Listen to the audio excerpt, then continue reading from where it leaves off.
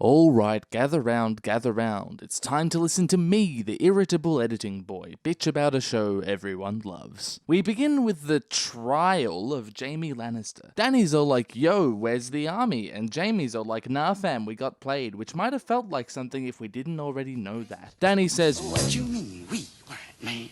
And everyone chimes in and gives their 2 cents on whether or not Jaime's a cunt. The things we do for love. Hey guys, have you seen season 1? I've seen season 1. Bran reminds us that this happened, but doesn't tell anyone else, which makes sense later on, but who is this for? Is he just giving Jaime a chance to say, I understood that reference. Jaime already knows that Bran remembers. After Jaime quotes her, Brienne vouches for him, recounting that one time that he made her not get raped. She is. That's not what he lost the hand for though. The bear pit thing was more of a heroic moment for Jaime, so it kinda feels like Brienne is choosing this moment to appeal to the part of Sansa that got raped. She also chooses not to bring up that one time when they could have saved Sansa but instead just waited around twiddling their thumbs so Littlefinger could get on with the plot and ruin her life. Sansa for some reason trusts Brienne and lets Jaime stay. Jon for some reason is too concerned about the army of zombies on their doorstep to care about who killed his grandpappy, and Dany for some reason doesn't fight back even though she looks pretty pissed and it was kind of a big deal for her, but I don't know, I guess we don't have the screen time for that argument. Hey, who wants another dragon ride? Dany gets mad at Tyrion and thank fuck for that. It's great to see Tyrion finally cop some shit for his mistakes, but it's too little too late and for the wrong reason. Never mind Cersei's army, that's tiny beans compared to Tyrion's blunders last season, but no, Dany gets mad at Tyrion for trusting his sister instead of for getting her dragon killed, which he still hasn't apologized for.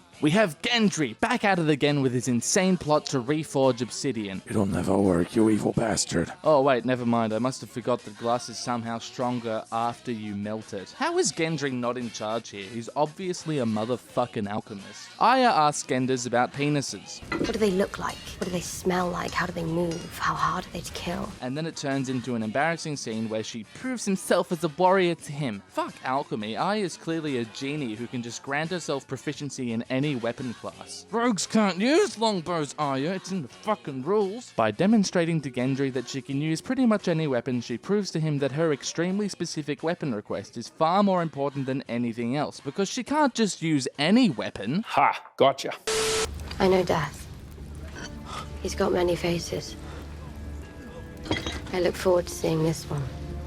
J-Dog and Beecher have a chat about that one time. Bran's cool with it because he's not actually Bran anymore. He has 3 small children standing on top of one another. One eye each. Long story. And I'm back to hating Tyrion again. The last time Targaryens brought dragons north, is he talking about Aegon or Alysanne? Because Torrhen Stark surrendered without a fight. It's kinda in his name, and Alysanne was beloved. Isn't Tyrion supposed to, know things? The catchphrase is a lie. Maybe Cersei really did kill Tyrion in season 5, and all this time we've been following Oppo, the whimsical moron dwarf. Jim confirms that Cersei actually definitely was pregnant, so Feathersword is gonna have to wait his turn. He also finally calls Tyrion out for quoting season 1, which feels great, but it's lampshading. Do you think the fans will stop caring about lazy writing if we have a character address the lazy writing? Yeah mate, sure, just shut up and load me another nang. I fucking love Jaime walking away while Tyrion is mid-sentence, that's top. So J-Store makes some small talk with Brian before she calls him out for always insulting her within 43 seconds every single time they've talked because she has extreme amnesia and doesn't remember this scene,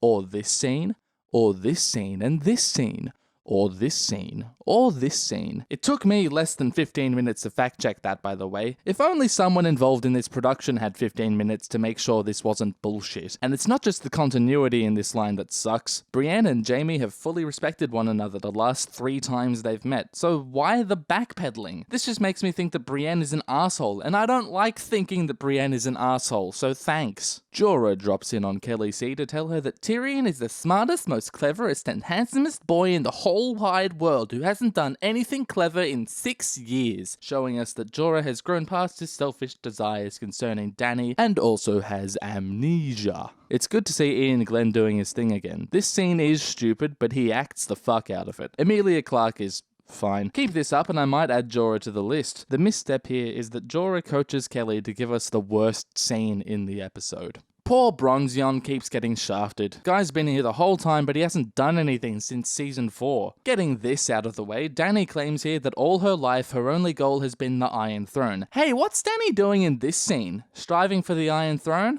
No? Huh. Dany says that she's only here because she loves Jon, so I guess that all of mankind kinda lucked out on that one, you psychopath. What, if you didn't happen to get your bucket filled, you would have just kept on keeping on ignoring the White Walkers, take your dragons and leave them to it? Don't worry, I'm sure Ned Umber will take care of it. Dany also claims that Drogo is the only other person she loved and trusted. Or is she talking about Dario? I don't know. Oh, wait, it's Jorah. No, it's Viserys. Hang on, I forgot about Hisdar. Is it Hisdar? Barristan. Wormo? Screenwriting is so hard, guys! Sansa asks about Northern independence, and Dany isn't so keen on them being sisters anymore. Sure, the reaving, productive Iron Isles can be independent, whatever, who cares about that shit? But the endless barren wasteland whose monarch I'm in love with? Nah, mate, I'm keeping that. I could talk about this train wreck of a scene for hours, but I'm not going to do that to either you or me, so it's nice of Maester Walken to take us back to something halfway sensible. Oh, sorry, I misspoke. It's nonsense that Theon got here in half a minute, but it kinda works because since Cataclysm you can use flying mounts on the main continents now. He even fucking says that Yara couldn't sail here. Then how the fuck are you here? I think I figured out why Littlefinger was stuck in the north for a season and a half. He left his jetpack outside Molesound and Theon stole it on his way out. It's the only explanation. Anyway, I guess Yara is Dany's vassal now. Okay. It's cool watching Sansa supersede Dany and Theon's reunion. Not a single word is spoken, and this is still so much stronger than Jon and Arya last episode. And this is pretty much a show-only relationship. It's funny, the biggest takeaway I get from this scene is how poorly handled Arya's character is. Then we get Lunch Lady Davos working in a soup kitchen and talking with Shireen's ghost. He's finally taken too many shrooms and his brain's fried up. I don't get much out of this scene, but it is good to hear Shireen's Patchface song in the background again. One horn blast means Rangers returning. We're getting the band back together. NANI? Tormund says that we almost lost him, which, okay, are you talking about Eastwatch? Because we have no idea how you escaped that. Or are you talking about Last Hearth? Because there was one white and it did nothing except scare everybody. Jon learns that he could have prevented a small child's death, but at least he got to make out with the hot elf chick again.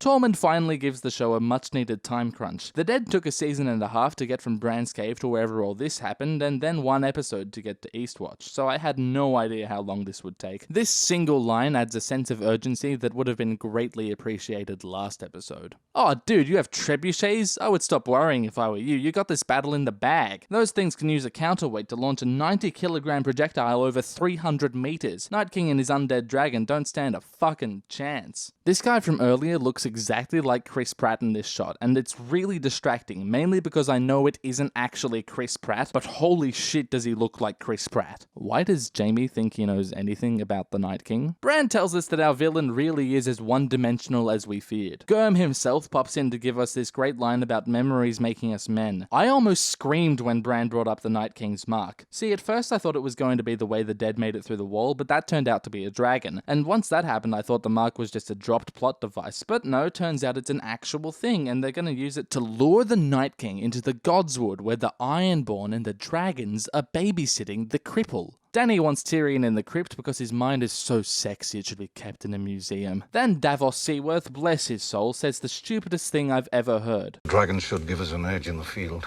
An edge in the field? An edge? That's like saying, there's a slight chance these atomic superweapons might come in handy in a pinch. If they have a couple hundred more men than us, this Tsar bomber just might give us the advantage. What the fuck? Is he being extremely sarcastic here? Well, Jon takes him at face value and says the stupidest thing I've ever heard. If they're in the field, they're not protecting Bran. Here's the thing though, with dragons, not sure if you know this, they can fucking fly places really fast. And they're assuming the Night King is going to get to Bran through the field, right? Then what, just have them in the field and bring them back like 1 or 2 or 3 or 4 minutes before the Night King gets to Bran. Tormund says, We're all going to die. Instead of saying, the Night King has an undead dragon, which only he, Burke, and B-Chair know. Tyrion sits down with Bran and actually says something witty for once, so I guess we can stop counting the days. They don't like you because they're racist, Missandei. Wormo says he wants to go to Narth with Missandei so he can die a horrible and violent death from the butterfly fever. Their love is so beautiful. And then I fucking called this. Ghost didn't do a fucking thing and everyone lost their minds anyway. Someone's put him through the dryer and he's been put on the bench for now, but at least we didn't have to to see John reuniting with him or introducing him to Danny, which would have been more fun than this. Sam lets shine his BDE and calls Ed a virgin, which is a pisser. This scene's alright. Ed should arrest these oathbreakers though. Then we get an extra scene with Tyrion and Jaime. They talk about who they've become and how they can't go back, and thus commences the weirdest ensemble scene in television history. Brienne thinks she can keep these two old lads from sinking the piss all night, bless her heart. Davos is blocking the fucking fire, but we're okay with it because he's old. Tormund plays his hand and Brienne gives him the old thanks but no thanks. Kingkiller is a nice touch, but holy shit, he actually tells the Giant's Babe story and guzzles a half-gallon of milk. Pinch me, I think I'm dreaming. I came here to drink milk and kick ass, and I've just finished my milk. Sandor is somehow not freezing his ass off and we get the Hound Arya scene we actually wanted. At some point over the past 6 years, Arya decided that she no longer wants to kill Burke, so the little psycho decides that these old cunts are boring and wanders off to get some. What did I say about using longbows? Gendry delivers his stiff rod to Arya. She learns that he's Bobby B's bastard boy and instantly decides that she needs to mount him. For some reason she assumes that Mel and Gendry fucked, even though he definitely did not insinuate that yet. Were you with other girls? Before that in King's Landing? I didn't keep count. 1, 2. It's over 9,000! And yes, this is what I wanted to see, but man, Arya's I ought to know what it's like. rationale is a dumb fucking way to frame this moment. Camera should have cut away here, by the way. 2 questions. A, are these waif scars? And 2, why is Gendry looking at them? You know, you don't have to be completely naked to have sex, right? Isn't it Sub-Zero in here? I don't get all the controversy around this scene. So you had no problem with cute little Arya Stark mutilating people and massacring innocents, but as soon as this consenting adult shows some nip, it's time for you to get your pitchforks. Apparently Arya Stark is 18 now, but little Sam is only 9 days old. Tyrion reckons they might survive. He had a convo with Beachhead that we didn't see, so maybe Bran shared a tactic or a secret with him, or maybe he convinced Bran, you know, because Tyrion is the smartest cookie in the whole jar. After erroneously claiming that everyone here has fought the Starks, Tyrion fails to mention that Brienne killed Stannis. It's good to see that Tormund's admiration of Brienne goes deeper than just lust. The takeaway here is how poorly handled Arya's character is. Brienne assumes Jaime is taking the piss when he says he'll knight her. They really should steer hard into this amnesia plot for Brienne. It's golden. This is quite a beautiful moment, even for my cold, cynical heart. The amnesia must be spreading to Jaime because he's forgotten 3 of the gods, but nobody minds, just look at her happy little face. And Jaime even alludes to Dunk. Thanks, Mr. Cogman. Holy shit, it's the Lyanna Jorah scene. I am a fan and I have been serviced. That was all I wanted. Hang on, let me just quickly roast Alt-Shift-X. Lyanna Mormont calls Jorah cousin, and that confuses me a little bit. I think it's actually grand uncle. So Hey, yeah, look, it's me. Jorah finally gets his replacement sword. This is a scene between 2 of the best characters and 2 of the best actors, and even though not much happens, it's quick and simple and effective, and I know you'll hate me, but it's the best scene in the episode for me. I'd have loved to hear Tormund sing, but Daniel Portman is great. We finally know what Podrick did in the brothel. This Return of the King ripoff blows Ed Sheeran out of the fucking water. It's nice of Brian to give us some book-related depth in Jenny's song. It sums up so many complex relationships so simply, and also there's a shot of Arya. Hang on, let me just call Danny out real quick. I'm here because I love your brother. And I trust him. And I know he's true to his word. A secret no one in the world knew. Except your brother and your best friend. And I trust him. A secret no one in the world knew. I trust him. Trust. You're a shit-faced lad. Dude, he rode a dragon. Did that not make anything click? I slept through that scene and I still picked that up. 3 horns for White Walkers. Yeah, gonna go ahead and say that right then was not prime time to drop that news bomb old Jono old pal. In fact, probably the worst possible moment you could have chosen. Silly old Willy. Dany still cares about the Iron Throne, so I hope the show starts comparing her to Cersei more and more. The Florence version of Jenny's song is also fucking sick. The main takeaway from this cover though is how poorly handled Arya's character is. This episode gets 1,000 subscribers out of 1 million because Gilly is so fat. A lot of people are calling this episode filler, which just tells me that those people haven't watched much anime. This isn't a filler episode. If anything, you could call it a bottle episode. At least it might have some meaning and depth when we look back on it in the future, which is more than I can say for episode 1. Most lines were at least a little stupid and most of the logic was flimsy, but this episode had some heart and I think we know who to thank for that. Brian Cogman's episodes are among the best written in the show, especially in post-Germ material. Somehow, this episode exceeded my expectations. Wait, I know, it was those 4 pixels of Arya's tit. Alright, tune in next week to find out which was my favourite death scene.